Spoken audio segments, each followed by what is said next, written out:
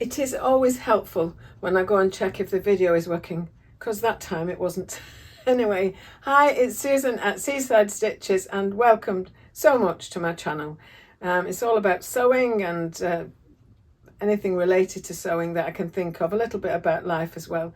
Just got back from holiday in the last couple of hours, and while we've been away I've been thinking about what I would do next and looking at some planning, not going into a lot of detail. In fact, I'm not going into very much detail at all because I've just put the oven on with 2 rhubarb crumbles in, and I've got to go back to assess whether they're ready or not and whether I'm making any custard. So just quickly, while I felt like coming on camera, because sometimes I do my videos and you don't see me, but having had to have a wash this morning, we travelled up from Weston-super-Mare, which is kind of, I don't know, Somerset. If you're in the UK, it's Somerset and up to Lancashire. And the day before we'd been staying near Penzance. We'd been in Penzance for a week, and we went to a really lovely, it's a folk festival really that we just really enjoy. And if we can get there every year, we do go. It's usually the last weekend in June, and we had a really lovely time there. So I'm not going into that. I'm just going to check the video is working again. Okay, third time lucky. Yes, time has passed. I have managed to bring up my bags that I took on holiday with me, and I have eaten my rhubarb crumble. It was only a small one, but anyway, never mind. I did want to just talk to you about planning, and one of the things I thought about doing while I was away, because I'm still all about, just wondered if I'd got custard on my lip then. I'm still all about using what I have. So yes, I am still making new things, but I wanted to make sure that the ones that I am liking, owning, made and am wearing are doing their best for me. And so what I noticed on holiday, there is a lovely dress. I will pop a picture in. I've had it for quite a while. I made it, it was my first Yasmin dress, which is a Sinclair pattern, and I just loved it. It went together really well. It's in a French terry, which is not necessarily the best thing to use for a jersey dress, but that's what I used. And I just get compliments on it, but I also feel really good in it. It fits really easily on my body, if you know what I mean. But technically, it isn't. The things aren't in the right place. So I have a tendency to use the Sinclair pattern Harper cardigan. I really loved getting to know Sinclair patterns through that free pattern, and they do tall, regular, and I don't think they call it short, petite maybe. So I like the long body. I have a long torso, and I like the tall category of the pattern. So I have the tall printed out on each one. And for the Yasmin, I like it because I'm low busted. So I figure that if it's for someone with a long bodice, then the proportion of where the bust is going to be a bit lower than if, I may be wrong about this, than if it is more squat or for more petite or for more whatever. So that's my thinking of it. So I use the tall version. Now the problem I found was, or is, that it gathers. There's a yoke on it, which is great, and it comes down, and it's I'll show you in the pattern. You'll see very, very well in the dress. I don't want to put it on to do the video. I just want to do a spontaneous video now and again, so that sometimes I'm here on video, sometimes I'm not, and I wanted to explain it that way. So what it has is kind of a midriff waistband. So it has a piece across the waist, which you may or may not be able to see. And this is the internal piece that you use, a bit like a bodycon, a bit like just stretch lycra kind of, so that the actual, where is the actual piece? So that the waistband piece doesn't get pulled out of shape when you put the weight of the skirt on it. So this is the backing for that, or the lining if you like. And when I attached it, initially I was getting quite a lot of, it lies a little bit lower than my natural waist, and that was fine and is fine. But the dress that I made has a frill on the bottom, which is not part of the fabric, and it does pull things down a bit. And so with it being a longer bodice and that across the middle, it doesn't sit up here. And I like it being a little bit lower, because I don't like that thing from my natural waist to my hips. There is a shelf. I've mentioned this many times before. So I like the ease of it as it goes down. But I think that the bust now is bigger on me, because some of you know that I had to go on a medical regime, and that meant that I lost some weight and my shape changed. And because of that, some of my clothes don't fit me just as they did when I made them. So this is one of those. So it has gathers under here, and they are a little bit, well, my bust is smaller. So they don't look as flattering as they did before. No one else would know, but I feel like I could now get a better fit. And because I want to make that dress again, I have some fabulous fabric that I really want to use. And I also have this one that has been a work in progress for a couple of years. And this is the bodice of that one, which joins something like about here to you gather this bit in. Well, actually, they're significant pleats rather than gathering. And then you attach that, and then wherever that falls, and there are pleats under the bust. I'm not saying you can see that on this pic from my view now, but I have this one I can practice on, and what I want to do is take 3/4 of an inch off the bottom of this and remark where the pleats go, and then I can test this as a wearable toile. So that's all I'm sharing with you, really, is that I've got an idea. I want to put that in action, and I'd love to show it you when I get that sorted. And I hope I do get that sorted. So that feels like something else I can be using what I have to be a useful toile that alters the kind of where the waist fits, and I'll see how that goes. So then I can alter the pattern accordingly, and yes, I'm really pleased about it. It's such a little thing that one day you sort of sat looking at the sea, sitting in a caravan and thinking about, I wonder if, and like, or going, oh, I could, yes, wait till I get home. But then we were meant to be staying for 3 weeks, and it turned out that we've only stayed for 1 week and a day, an extra day to get back in, so that we could come back from Penzance, so we can break up the journey, really. It's a long trek from Penzance to Blackpool. So we've come back earlier than expected, which means I have more sewing time. And yes, so there's a few things that I want to get on with, but I'll leave that for now. And yes, hope to speak to you soon with some idea of how that went. So I'm just sharing an update now on this Yasmin dress. The top neckband had been already done. Today I have removed 3/4 of an inch off the length of this and paid particular attention to putting the pleats in at the back. I'll just zoom in for that. At the waist there are 2 micro pleats, they call them, and each pair are facing to the outside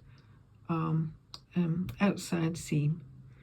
So they don't look, you can't probably see them, but they are 4 pleats, just to give a bit of gather at the back.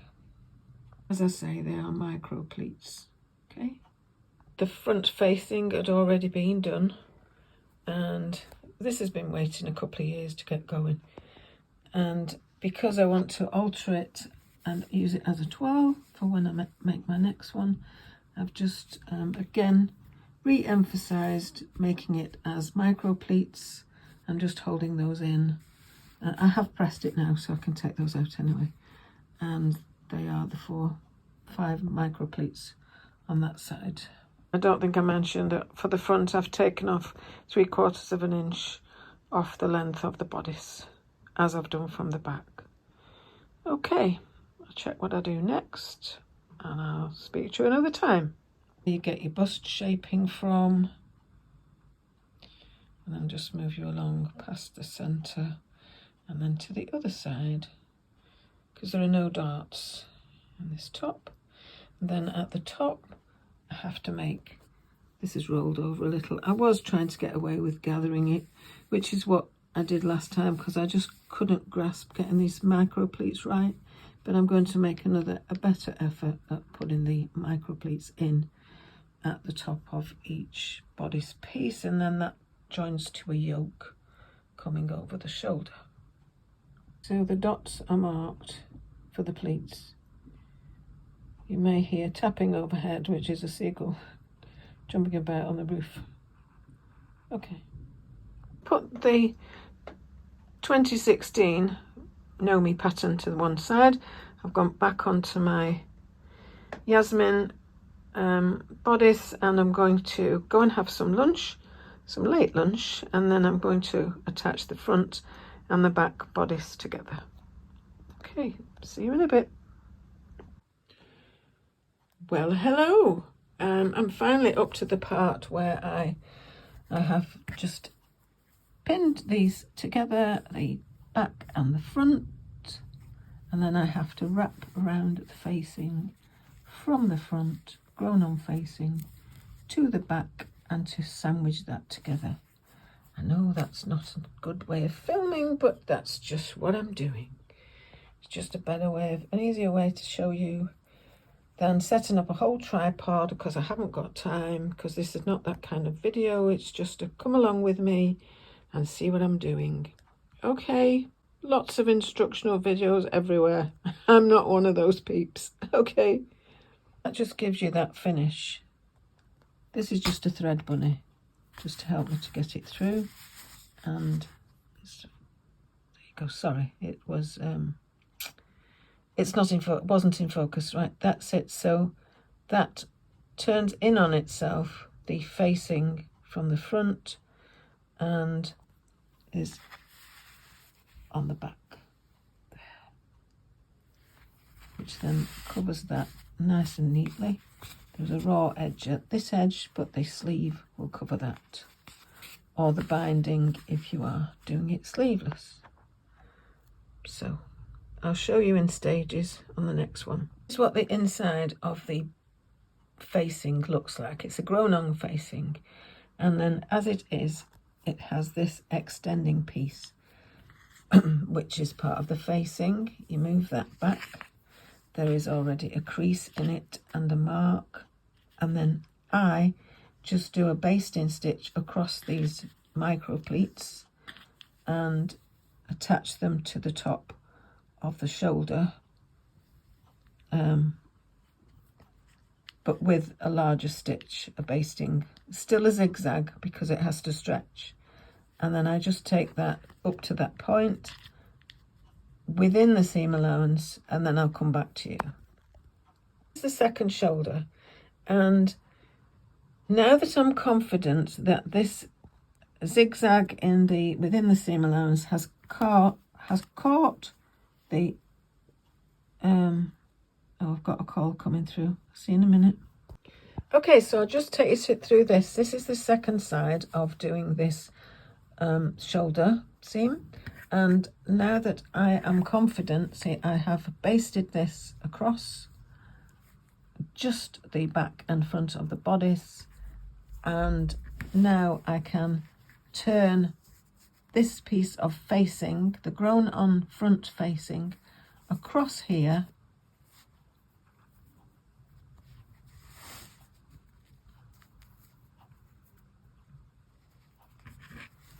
position it properly, which I'll show you in a minute, and then sew it together. Okay, just to show you, so I brought this facing back round. This is the folded, the mark of the fold. I've brought the fold up, round, and enclosed the back and front seam together. on there just at the front. I will now sew that with a zigzag stitch at 1/4 of an inch and then come back and show you.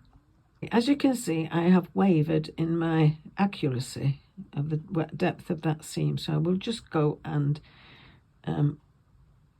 amend that, but I will just show you what I meant. So you turn the facing to the position where it should be on the inside of the garment, and you can see it has enclosed the shoulder seam, and this will be enclosed by where the sleeve goes. Okay, hope that makes sense. I'll turn it to the other side. Now it may look a bit stiff and a bit sticky outy, but that's because it's in French terry and it's not necessarily the best fabric for it, but it's not a problem for me. And I have used my other one as a French terry as well. So I'm now adding the front waistband to the front, but I'm doing this in 3 stages. So I'm doing just from the side edge to a pivot point over the seam in the middle, and I'll stop there. Oh, whoops, I nearly forgot. I also had to attach the inner waistband. So they suggest you put something with some, basically with some strength, some structure, to help give you some structure, so that it doesn't just pull all the fabric, the skirt doesn't pull, because so that the skirt doesn't just pull the waist down out of place. Okay, so I've got this on the back, and the actual front bodice is sandwiched between this waistband and the outer waistband, and I have checked that my outer waistband is going the right way up. There we go. So I've done the front one, and then I'm now just doing the back one, just sandwiching the back bodice in between the waistband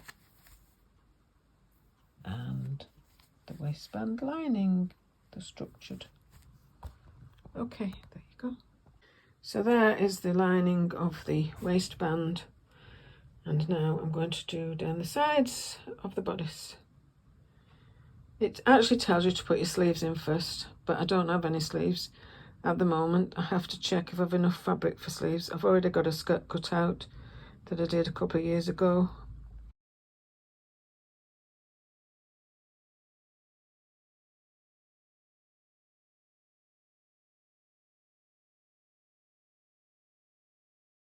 I'm just giving you a recap. This is the bodice of the Sinclair Patterns Yasmin dress. 2 years ago, I took this to a sewing social and I didn't get very far.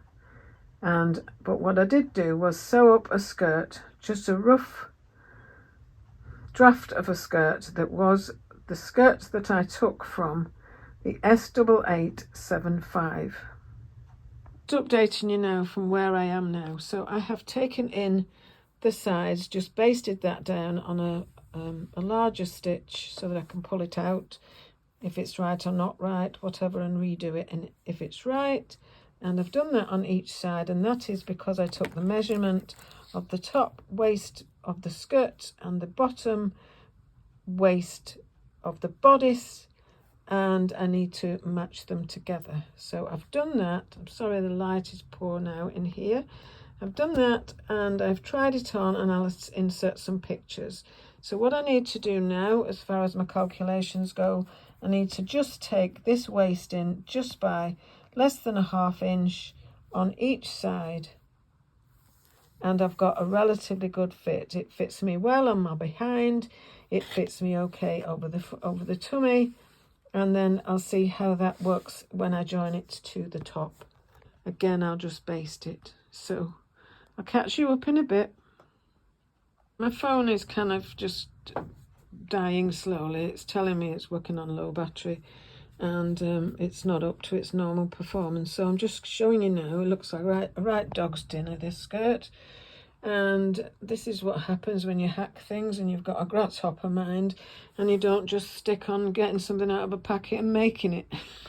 And yes, my life would be easier, but I like the things that I make. And I know I probably don't sew like you, and goodness knows I hope you don't have to sew like me.